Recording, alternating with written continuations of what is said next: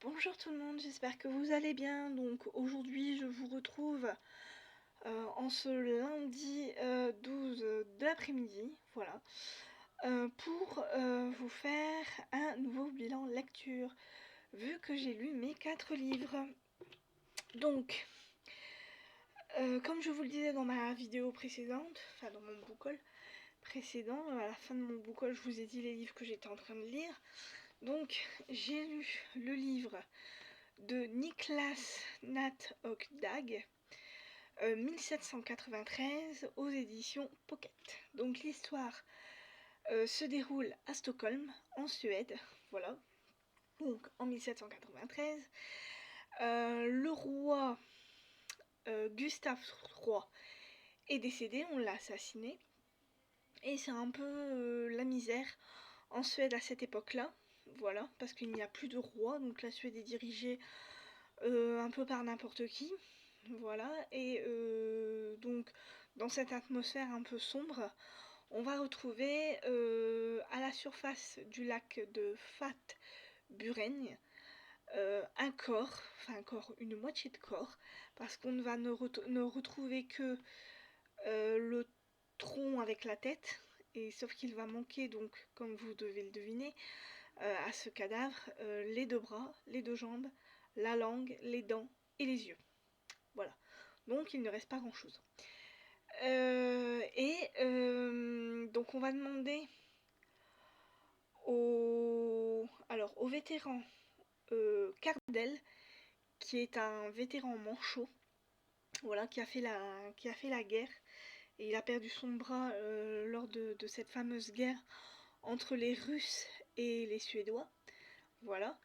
Et on va aussi demander l'aide de Wing, qui est un juriste qui a malheureusement la tuberculose pulmonaire. Voilà, donc c'est Cardel qui va récupérer le corps dans le lac de Fatburen. Voilà, et il va faire équipe avec Wing, voilà, le fameux juriste tuberculeux. Et donc on va rentrer dans un passé présent. Voilà, donc on commence l'histoire dans le présent en retrouvant le cadavre de cet homme, parce que c'est un homme qui est mort. Et on est en hiver, il me semble, parce qu'on passe par des saisons. Voilà, et on va commencer en automne, pardon. Je dis n'importe quoi. En automne. Voilà, donc là on sera dans le présent, le cadavre a été retrouvé, on se demande qui c'est, qui ça peut bien être, donc il commence un peu à... Cardel commence un peu à chercher qui pourrait être responsable de ce mort, voilà. Et puis, donc ça va être la première partie, ce livre est décomposé en 3 parties, il me semble. Si je ne me trompe pas, ça doit être ça, donc... Alors attendez, je regarde. 6, tac, tac, tac, tac. 4 parties, pardon, 4 parties. Donc, la première partie, donc on est en automne. La deuxième partie, donc là, on va être dans le passé. On va être justement dans le passé du mort. Voilà, donc on va comprendre comment est-ce qu'il est mort, ce qui a bien pu se passer. Et dans la deuxième partie, on va être en été. Voilà, en été. Après, dans la troisième partie, donc on va faire la connaissance d'une jeune fille. Voilà, et on va être au printemps. Voilà. Et enfin, dans la troisième partie, donc on va être dans le présent, on va retourner dans le présent. Et c'est à partir de ce moment-là que l'enquête va finir par se démêler et on va être en hiver. Donc voilà, donc on va faire automne, été, printemps, hiver. Voilà, on va faire les 4 saisons. Et donc dans la deuxième partie, comme je vous le disais, on va être avec, donc dans le passé, avec le fameux mort, voilà, donc il n'est pas mort, hein, là, dans la deuxième partie, on va comprendre donc qui c'est, déjà, on va savoir qui c'est, et ce qui s'est passé pour que malheureusement on lui, tranche les bras, les jambes, qu'on lui enlève la langue et les yeux, voilà, tout simplement, et on va savoir qui a bien pu faire ça. Et donc comme je vous le disais, dans la troisième partie, on va faire la connaissance d'une jeune fille. Voilà, on va se demander, enfin moi je me suis personnellement demandé quel rapport il y avait entre cette jeune fille, le fameux mort et bah, l'enquête en elle-même, dans le présent. Et au final, on va vite découvrir que toutes ces ficelles, en fait, elles vont se relier pour qu'à la fin, dans la quatrième partie, on finisse par démêler tout ça et on comprenne en fait ce qui s'est réellement passé lors de cette enquête. Voilà. Et lors de ce meurtre. Donc c'est une histoire que j'ai beaucoup aimée parce que je ne connaissais pas, comment dire, le côté historique de la Suède. Je ne savais pas ce qui se passait en Suède à cette époque-là. Surtout que c'est 1793, c'est pile pendant la Révolution française. Donc là, les Suédois savent qu'en France, voilà, on a arrêté Louis XVI et Marie-Antoinette et qu'on est prêt à les guillotiner en fait. Hein. C'est presque enfin, à un moment donné dans l'histoire, on sait que la reine Marie-Antoinette a été guillotinée. Donc c'est en pleine période de la Révolution française. Donc on est un peu vraiment dans une histoire très très noire entre ce qui se passe en France, là en Suède, le mort qui a été retrouvé, tout ça. C'est un peu, et puis les Suédois sont très très malheureux. C'est une époque très... Enfin, on a deux castes. On a la caste des riches, des très très riches, et on a celle des très très pauvres. Et c'est pas évident quand on est pauvre à cette époque-là en Suède de pouvoir s'en sortir. Voilà, et on va vite, on va s'en rendre très vite compte. Et j'ai bien aimé cette histoire, j'ai bien aimé la plume de l'auteur, j'ai bien aimé comment il l'a construite, j'ai bien aimé comment dire, les morceaux du puzzle qui s'assemblent comme ça, j'ai tout bien aimé, j'ai très très vite lu. C'est un livre qui se lit très très vite, même si bon, c'est quand même assez gros, mais il se lit simplement. Si vous aimez le côté historique, un peu thriller Enfin, thriller, on va pas dire vraiment thriller, on va dire plutôt policier, Voilà, de ces livres-là, vous aimerez, surtout que ce livre, il ne fait que 516 pages. Voilà. Voilà, donc je pense que je vais vraiment vite m'acheter 1794 parce que j'ai vraiment beaucoup aimé et les personnages et l'histoire en elle-même et la façon dont ça a été traité. Le côté historique m'a beaucoup plu et voilà. Donc je ne peux que vous le conseiller si vous aimez les romans historiques un peu policiers et ce passé présent qui se relie tout seul. Et voilà. Donc 1793 de Niklas Nat Ogdag aux éditions Pocket. Voilà. Donc en deuxième, je me suis lu un Arsène Lupin, donc Arsène Lupin, Victor de la Brigade Mondaine, par Maurice Leblanc aux éditions Hachette Le Monde. Alors là, on va être avec une histoire en entier, hein, ça va pas être des petites nouvelles. Là, on est avec, donc, comme vous l'aurez compris, Victor de la Brigade Mondaine, qui est un flic qui est, comment dire, très apprécié, mais il est très solitaire aussi. Voilà, il arrive à, comment dire, à résoudre des enquêtes un peu à lui tout seul. Voilà. Et dans cette histoire, donc on va le retrouver lui et une affaire assez étrange.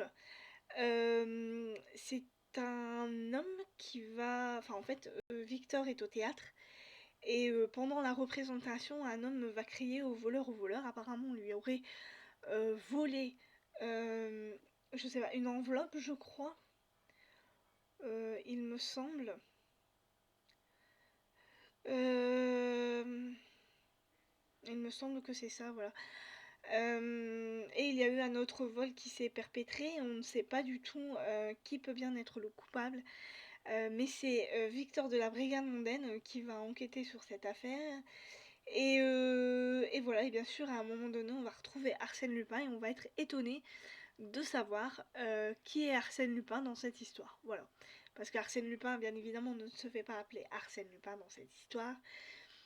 Mais voilà, ça a été une chouette petite histoire, ça se lit très vite. Il ne fait que 200...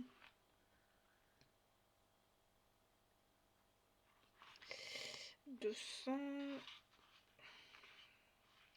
220 pages. Donc c'est vraiment très petit à lire. Il n'y a que 12 chapitres, si je ne me trompe pas. À mon avis, ça doit être ça. Et ouais, c'est ça, 12 chapitres et chaque chapitre a ses, ses numéros. Voilà, dans chaque chapitre, donc dans le chapitre 1, il y a 1, 2, 3. Chapitre 2, il y a 1, 2, 3. Chapitre 3, il y a 1, 2, 3. Voilà. Vous voyez, il y a des sous-chapitres. On va dire que c'est des petits sous-chapitres. C'est très bien fait, je trouve. Voilà, ça a été bien fait. C'est une très bonne histoire. Ça passe. On va dire que c'est pas l'histoire la plus extraordinaire. Mais je trouve que ça a passé. Voilà. Donc Arsène Lupin, Victor de la Brigade Mondaine par Maurice Leblanc aux éditions Hachette Le Monde. Voilà. Donc en troisième, j'ai décidé de lire Montmalo, Summit aux éditions La Martinière. Alors si vous voyez des des post-it, des petites étiquettes là, c'est parce que ce sont des endroits qui je les mets pour essayer de me souvenir de ce que je viens de lire parce que cette histoire est assez compliquée au départ à comprendre. Et puis au final, on finit par comprendre tout ce qui se passe dans cette enquête. Donc dans cette histoire, on va retrouver l'inspecteur Kana Kadri-Jensen, voilà, qui va être chargé d'organiser un séminaire à... Alors si je me souviens bien, dans quelle ville, vous voyez, ça commence à Danborg.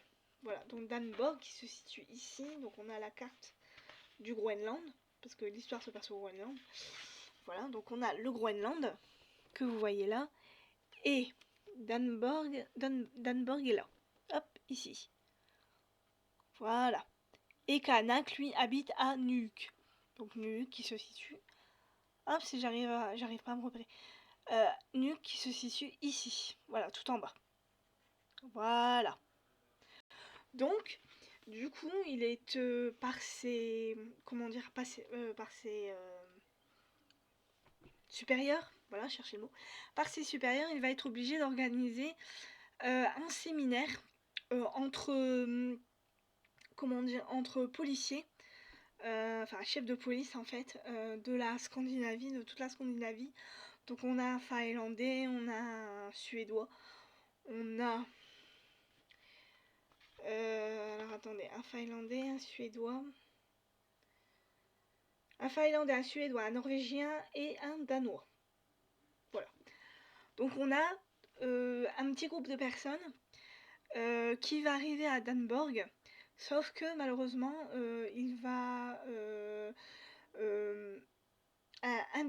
une des personnes va disparaître, je vais y arriver, une des personnes va disparaître, donc c'est le Danois, voilà, qui malheureusement va disparaître et on ne sait pas ce qui a bien pu se passer parce qu'il a bien été, il est bien arrivé à l'aéroport. Mais le problème c'est que entre l'aéroport et Danborg, bah, on va plus le retrouver, on va pas savoir où il est passé. Apparemment, il aurait disparu dans la calotte glaciaire qu'on appelle Summit, enfin près de Summit. Voilà, et on ne sait pas du tout, ce qui s'est passé. Voilà, et on va le retrouver quelques jours plus tard, mort. Apparemment, il aurait été agressé par un ours. Voilà. Et donc, Kahanak trouve ça vraiment très bizarre. Et donc, avec son équipe, voilà, ils vont, essayer de faire des activités pour resserrer les liens entre les différentes équipes parce qu'ils voudraient comment expliquer ça? C'est compliqué à expliquer, hein, mais ils voudraient unir les différents pays ensemble pour faire une meilleure police en fait. Et en fait, ils vont essayer de faire des activités, mais malheureusement, il y a des activités qui va très très mal se passer. Il va y avoir plusieurs coups de feu tirés parce qu'en fait, ils vont vouloir, faire la chasse à l'ours. C'est une très mauvaise idée. Et en fait, ils vont tout simplement, enfin, un des groupes va malheureusement tirer sur un ours, ils vont blesser un ours et cet ours va malheureusement l'avoir très mal pris. Et 2 autres personnes dans ce groupe vont disparaître et là ça va être la vraie catastrophe parce que on va se demander ce qui a bien pu se passer. Et donc Kahanak, avec une moitié de son équipe, va essayer de retrouver ces personnes qui ont disparu. Et comment dire, il y a des souvenirs qui vont revenir. Et on va avoir des petites révélations aussi sur le passé de Kahanak, enfin surtout sur le passé de ses parents. Voilà. Et voilà.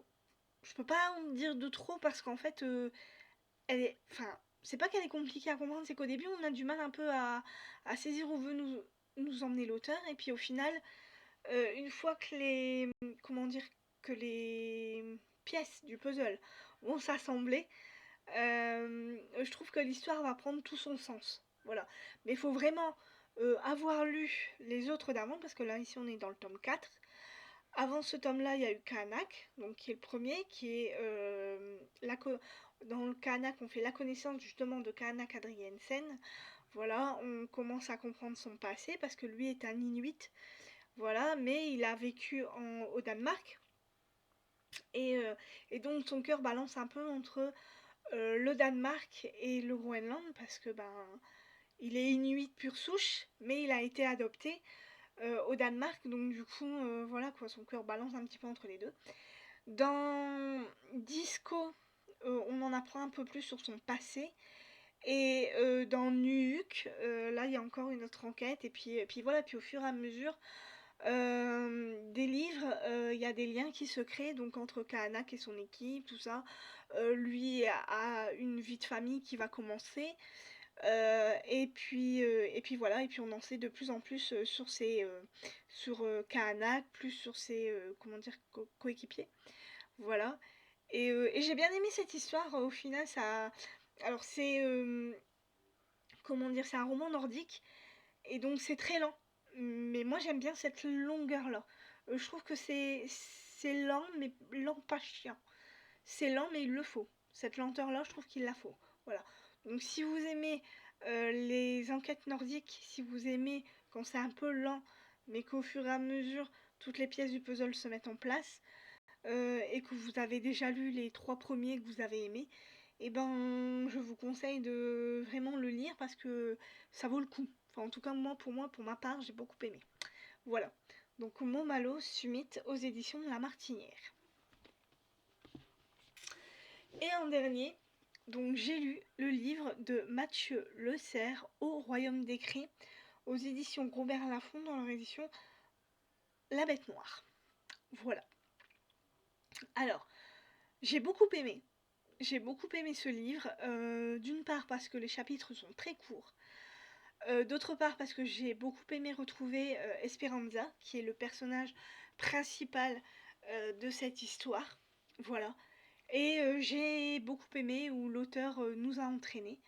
Voilà, donc on va retrouver, comme je vous l'ai dit, Esperanza, qui est flic à Paris, et qui malheureusement vient de subir un drame, vu qu'on vient de kidnapper sa fille. Elle a une vague idée de qui a bien pu kidnapper sa fille, mais elle a quand même malgré tout des doutes, et il y a un indice qui va faire que ces doutes vont s'évaporer, et on va en apprendre un petit peu plus sur son passé à elle. Et cette partie-là, j'ai beaucoup aimé aussi. Et entre-temps, on va être aussi sur une autre enquête, vu qu'il y aura une tuerie qui va arriver sur Paris, rue des Tuileries. Voilà, il y a un sniper qui va tuer 6 personnes, comme ça au hasard, l'air de rien. Et dans ces 6 personnes, une personne va vraiment attirer l'attention d'un journaliste, donc de Christian, qui est le frère. Alors attention, faut avoir lu le premier pour comprendre. Qui est le frère de Mani, qui est le patron d'Esperanza. Voilà. Donc Christian, lui, va trouver ça bizarre qu'il y ait comme ça 6 victimes, surtout une victime en particulier qui est un homme qui est là. alors qui est la 6e personne,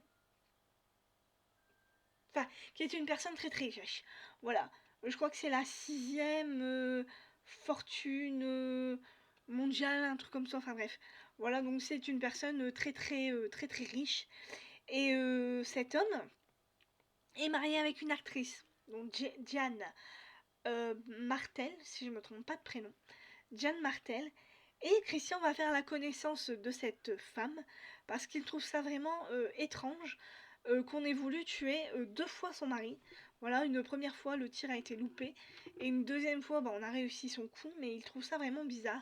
Et il va faire la connaissance de sa femme, donc Diane Martel, qui est une personne assez énigmatique, on va dire. Et il y a quelque chose qui va se passer entre eux, et il va se poser beaucoup de questions. Et à la fin, on va vraiment... Pardon, excusez-moi. Et à la fin, on va vraiment comprendre ce qui s'est passé. Tous les liens vont se rassembler. Alors, il n'y a aucun, comment dire, aucun rapport entre ce qui s'est passé rue des Tuileries et comment dire, l'enlèvement de la fille d'Esperanza. Voilà, il n'y a aucun rapport, hein. C'est 2 enquêtes bien différentes.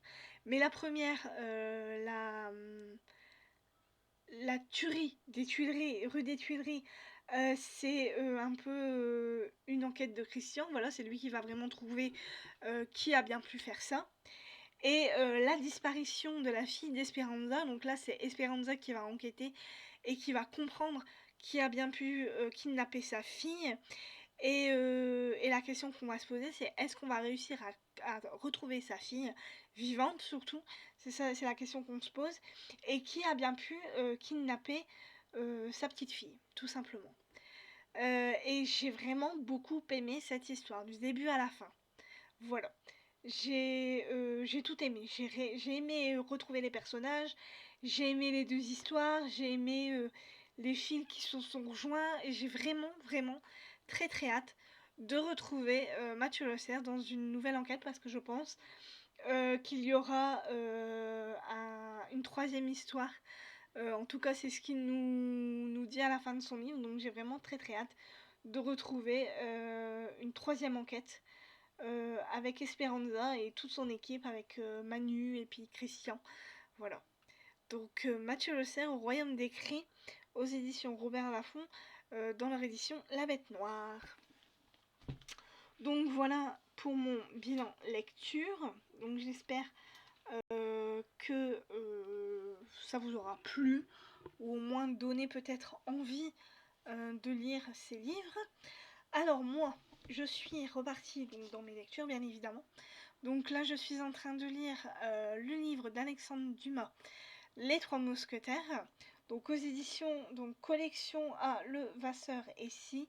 Donc ce sont des livres illustrés que vous pouvez retrouver sur le site www.journaux.fr.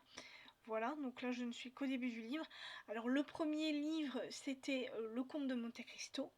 Voilà, c'était la première partie du Comte de Monte Cristo. Il ne faisait qu'1,99 €. Le deuxième Monte Cristo, il faisait 6,99 €. Et ce livre-là, il m'a coûté 12,99 €. Voilà. Donc je tiens à vous le dire, ça monte crescendo.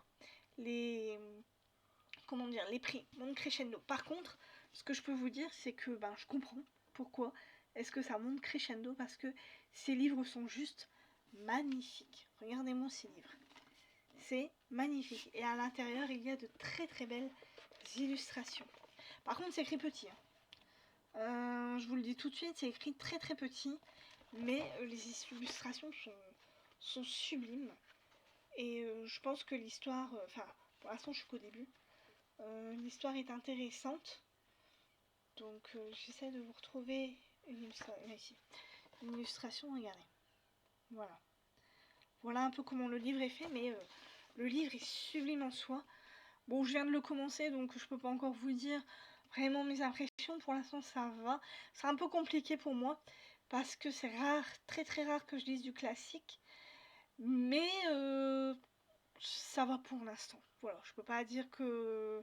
Je peux pas encore vraiment me faire mon idée, vu que je ne suis arrivée qu'au chapitre 5. 4. Je suis arrivée à 4 chapitres. Si je ne me trompe pas, je suis arrivée au 4e chapitre. Bon, si j'abîme pas le livre... Oui, au 4e chapitre. Voilà, donc c'est assez compliqué de se faire une idée tout de suite. Voilà. Donc je vais lire celui-là. Après j'ai l'intention de lire Âme animale de Ger dos Santos. Donc vous savez, aux éditions HC, édition Hervé Chopin. Donc vous savez mon amour pour Ger dos Santos. J'ai lu absolument tous ses livres dès le départ. Voilà, et j'adore parce qu'on va retrouver Thomas Norona, voilà. Et là, on va le retrouver donc à Lisbonne. Sa femme va être accusée d'avoir tué un grand spécialiste de l'intelligence animale. Et donc, du coup, il va bien évidemment vouloir innocenter sa femme. Voilà, et donc il va faire des découvertes scientifiques assez étonnantes qui vont, à mon avis, le mettre un petit peu en danger. Voilà. Après, j'ai l'intention de lire un Sherlock Holmes, donc La Maison Vide. Voilà. Le livre est d'Arthur Conan Doyle. Et c'est un livre aussi que vous pouvez retrouver sur le site www.journaux.fr. Voilà, c'est des livres que je me commande. Dès qu'il y en a 3-4 qui sont sortis, je me les commande, je fais une commande groupée. Comme ça me fait un peu moins cher quand même. Même si je trouve que les frais d'expédition sont très très chers. Mais bon, quand on aime, on ne compte pas. Donc voilà, donc dès que je peux, je les commande. Voilà. Et après, j'ai l'intention de lire le nouveau livre de Camilla Lagerberg et d'Henrik Fexus, La boîte à magie. Voilà, aux éditions Actes Sud, dans leur collection Actes Noir. Voilà, alors c'est une bricasse. Hein. Voilà. Donc c'est une femme qu'on a retrouvée morte dans une boîte à magie. Vous savez, la boîte avec les épées. Voilà, mais sauf que là, les épées sont vraiment rentrées dans le corps de la dame. Donc on va essayer de comprendre ce qui a bien pu se passer dans cette histoire. Donc moi j'adore Camilla Lagerberg. On va voir ce que ça donne avec son coéquipier Henrik Fexus, qui est apparemment un mentaliste. Voilà. Voilà. Donc voilà pour mes prochaines lectures. Voilà pour mon bilan lecture. Je vous ai fait la totale, tout va bien. Donc écoutez, moi je vous dis à la prochaine. Donc ça sera pour un nouveau bilan lecture. Et je vous souhaite une très bonne semaine. Moi, ce matin, j'ai passé une partie de mon examen. Voilà. Demain matin, ça sera la deuxième partie. Jeudi, ça sera mon oral. Et après, vendredi, ça sera la fin de ma formation. Enfin, voilà. Donc, je vous souhaite une bonne semaine. Et je vous dis à la prochaine pour, sûrement, un prochain bilan lecture. Bye bye.